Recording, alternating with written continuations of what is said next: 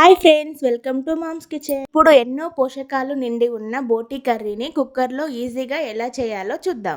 దీనికోసం ఒక కుక్కర్ పెట్టుకొని కుక్కర్ హీట్ అయిన తర్వాత 2 టేబుల్ స్పూన్ల ఆయిల్ వేసుకొని కట్ చేసి పెట్టుకున్న ఒక ఆనియన్ కూడా వేసుకొని గోల్డెన్ బ్రౌన్ కలర్ వచ్చేంత వరకు ఫ్రై చేసుకోవాలి. ఇందులో 2 కట్ చేసి పెట్టుకున్న పచ్చిమిర్చి కూడా వేసుకోవాలి. ఒక టేబుల్ స్పూన్ అల్లం వెల్లుల్లి పేస్ట్ కూడా వేసుకొని పచ్చివాసన పోయేంత వరకు ఫ్రై చేసుకోవాలి. ఇప్పుడు ఇందులోకి కొద్దిగా పసుపు, ఒక స్పూన్ ధనియాల పొడి కూడా వేసుకొని కలుపుకోవాలి. వేడి నీటిలో శుభ్రంగా కడుక్కున్న మటన్ బోటిని కూడా వేసుకొని కలుపుకొని ఒక 5 మినిట్స్ మూత పెట్టి ఉడికించుకోవాలి. నాకైతే మటన్ బోటి కర్రీ అంటే చాలా ఇష్టం. మీలో ఎంతమందికి ఇష్టమో కామెంట్ చేయండి. బోటి కొద్దిగా కుక్ అయిన తర్వాత ఇందులోకి ఒక టేబుల్ స్పూన్ కొబ్బరి పొడి వేసుకొని కలుపుకోవాలి. ఇందులో 4 కట్ చేసి పెట్టుకున్న టమాటాలు కూడా వేసుకొని కలుపుకోవాలి. 2 టేబుల్ స్పూన్ల కారం, ఒక స్పూన్ ఉప్పు వేసుకోవాలి.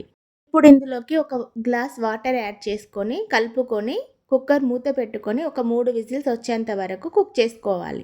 కుక్కర్ విజిల్స్ అయిపోయాక స్టీమ్ అంతా వెళ్ళిపోయేంత వరకు అలాగే వదిలేయాలి.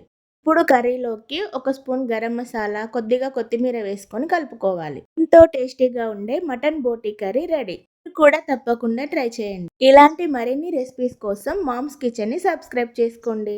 Thanks for watching.